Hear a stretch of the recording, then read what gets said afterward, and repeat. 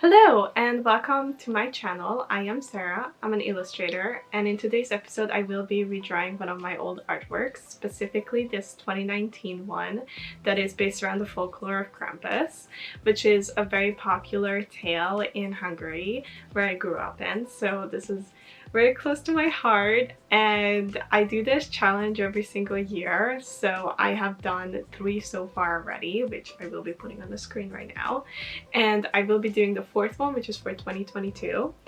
And I really enjoy doing this challenge because I can kind of see how much I have improved, how my art style has shifted, and just overall I really enjoy drawing this piece. So this is going to be a little bit of an in-depth process on my digital artwork as well. So I will be talking about what brushes I am using and how I go about doing my digital art pieces. So this is going to be a bit of a chatty video, so if you would like to grab a drink or grab your sketchbook and iPad to work with me, you can. And I am very excited to be working on this, so I hope you enjoy. As with any other drawing, I start by looking for reference images off of Pinterest. And with this one, for some of them, I kind of focused more on like the overall vibe and colors I was going for, while with others I was actually looking for like features that I wanted to include in the piece itself.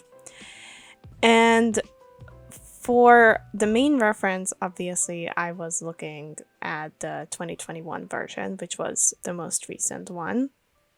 And I was kind of just like picking and choosing what I wanted to keep on there. So I knew for sure when I started it out that I wanted to keep the border as well as the overall look of like the clothing. So I was definitely going to keep that part, but for the changes, the head was the biggest focus. I knew I wanted to accentuate the horns a bit more, so they're less like a spiral and more of just like an actual like goat horn or what you saw on like the reference pictures.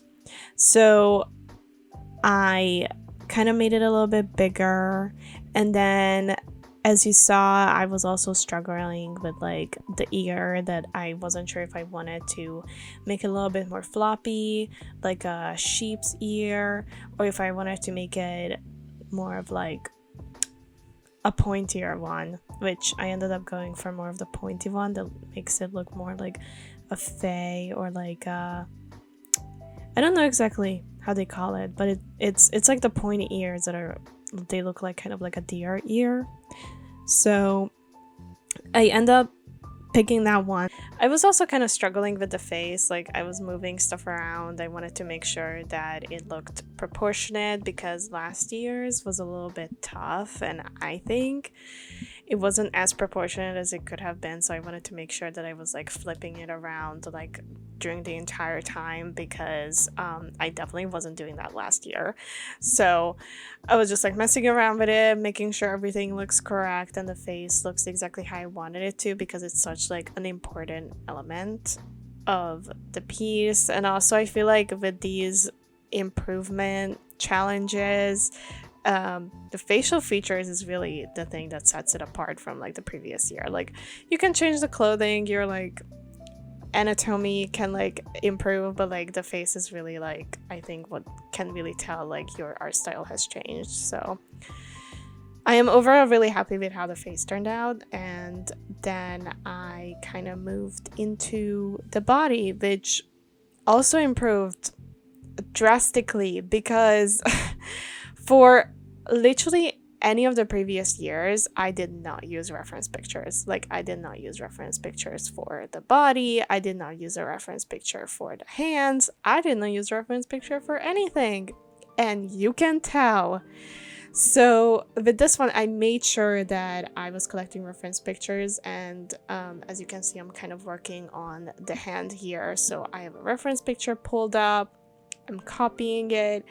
I am looking at all the details. I'm even looking at the shadows that I'm adding in there.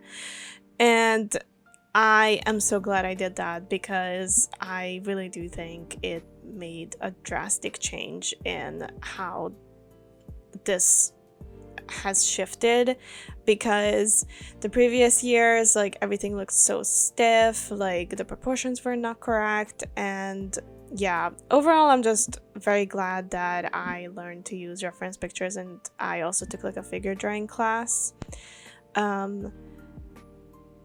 this year, I think. Yeah, so that also helped a lot. So who would have thought learning anatomy will actually going to improve my artwork? Yeah, not me. Anyways, so just quickly aside, I am using the 6B pencil here on Procreate, and it's one of my favorite brushes to sketch with. I think it has like a very nice line quality, and it actually mimics the texture of like an actual pencil. And then now I'm done with the sketch, so I'm turning into kind of filling the colors in that I want to use. And here I am using the gouache brush that comes with Procreate. So this is like the staple Procreate gouache brush.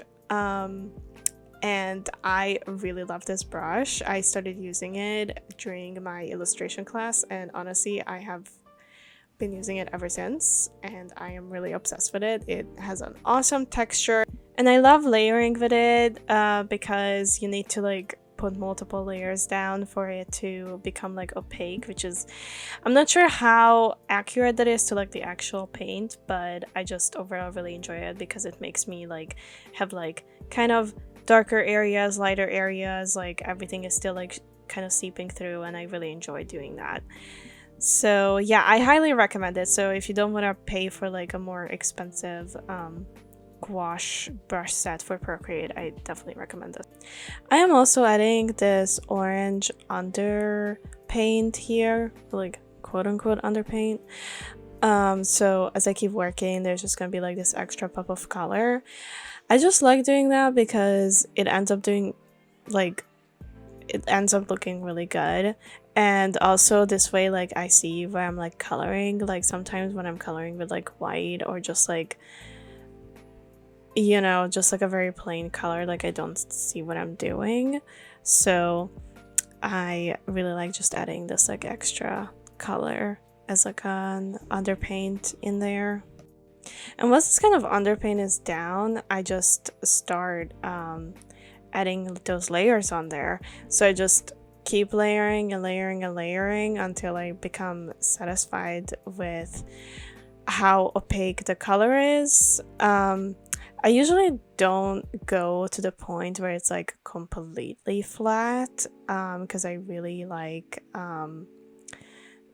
you know, just seeing like where my sketch is and like my sketch just a little bit popping out, like having like a little bit of that black still in there and that like sketchiness to it. But yeah, so I just keep doing this until I am like completely satisfied with this piece. Now that we talked about my process behind this piece, I want to talk about the different references I used for this image, as well as the overall story behind the legend of Krampus. So Krampus in the Central European folklore is a dark counterpart of Saint Nicholas, who visits during winter solstice to punish children who misbehave, and in certain instances even drag them down to hell. So it is quite dark, if you ask me. And minor punishments included putting coals and virgach in children's stockings. So virgach, which you can see in his hand, is a collection of birch branches. And in Hungary, they were sold alongside Christmas treats, and I think they still are, but they're kind of sold along these like candies that they put into stockings, but they were painted gold, which kind of signified that a child was actually good. So these branches were usually given like if they were not painted gold, they were given to like naughty children. But if they were painted gold, like they were given to like good children as well.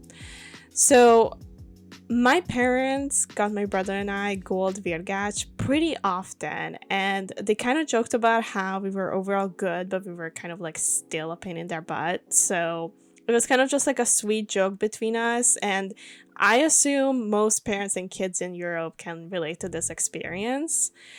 So I also included bells because they are also common motifs of Krampus as a connection to sleigh bells. However, while the bells associated with Santa are on his sleigh or reindeers, the bells are on Krampus. Like it's attached to his body, which further signifies the animal-like nature about him. So the bells that hang from his ears are also a little detail that probably only a couple of people would notice, because it is actually the bell from the 2015 horror movie Krampus, which, just like this drawing, is also kind of like an annual tradition of mine to watch during Christmas time. So I definitely wanted to include the little reference, and whoever catches it, and whoever doesn't, but it still is like such an iconic symbol of Krampus that I definitely wanted to include it. It's also a really good movie, so I highly recommend it. So if you need like a Christmas horror movie, that one is absolutely perfect. Like it's so good. It has such iconic actors in it, like Toni Collette and Adam Scott. So it is a really good movie. I highly recommend it. And focusing more on his appearance in Folktale, he is represented as this like gigantic goat-like figure with hoofs and huge bended horns. And in most early imagery, he also has a long tongue that hangs out of his mouth. So all of these are kind of alluding to him being a devil-like figure to further accentuate the idea of him being from hell and a dark entity. And at this point, you might be asking, Sarah, you didn't put any of these elements on him. Didn't you want him to be a little more accurate to the folklore? And to that, my answer is no, because I wanted to make him a pretty boy. And that's exactly what I did. But also, I kind of wanted to put my own spin on his story. Like, what if he is not this super evil and entity, but a helper to St. Nicholas? Kind of like how Lucifer is a fallen angel, maybe Krampus was once an elf helping St. Nicholas, but turned evil. And Santa, instead of punishing him, or maybe that is the punishment, is like he gave him the task of helping him with naughty children. Like maybe he was punished by still being Santa's helper, but at the same time, like he was also kind of doing something that is evil. Hence the gifts in his hand and the gold virgach, which, as we stated before, is more of a gag gift to children. So maybe he is like still giving out presents, or he is the one who has to deal with like naughty children. Maybe he has to like teach them a lesson or something like that. I don't know. I just thought it would be something interesting. And also, again, I just wanted to make him like, I just wanted to draw him like a pretty boy. Okay? Sometimes that is your little treat. You just want to draw a really weird mythological or, you know, cryptic as something more human. Anyways, I was also heavily inspired by Owly Jules, an incredible artist and huge inspiration for my work. She also follows like an annual tradition of painting winter folklore, including Krampus. And in her work, Krampus is like a very like tender like figure, and that really resonated with me. So this piece was just in general like a very much inspired by her work. So moving on to the background, I wanted to keep the basic elements of the previous piece, but make it a little bit more intricate. So instead of doing like the squares with the stars and the little sparkle in there, I created this like Hungarian motifs and gold embellishments on like the top and the bottom and the two sides. So kind of tying more into the like Hungarian reference and you know, just including a little bit more of my heritage in there. And then the gold embellishment is kind of just like inspired by all of those like vintage postcards and greeting cards. I also changed the winter berries behind him with oranges to add a little bit of extra color, because I ended up adding this kind of like dark brown background, so I felt like it needed a little bit of extra color in there because everything was kind of like the same tone. And also I associate oranges with winter more than any other season, even though I do live in Florida, which is, you know, orange is a pretty permanent fruit here in Florida, but I still really do associate it with Christmas. It's just how I grew up, and it's just very common to have oranges around that time. So all of these just kind of like tie into like my Hungarian heritage, my childhood memories, and just overall like I wanted to create a piece that could serve as like one of those vintage postcards. Like it is very much inspired by all of these old illustrations. So yeah, and here I'm just showing like a footage of like the speed paint that I saved off of Procreate, because I ended up pausing filming it because I sat down with my family to watch Christmas movies around this time. So I didn't really have like footage of me working on the rest of this piece. I also think my camera died. Like every single time like I sit down to do something, my camera dies, which is like very frustrating, and I need to keep like check of like when it's charged. But anyway, so the last bit of it is unfortunately like a speed paint, but I think it actually kind of works because I just keep doing the same thing. I'm just adding more elements in there. I'm working on the border. I added these little stars in there because I really liked it from the previous one.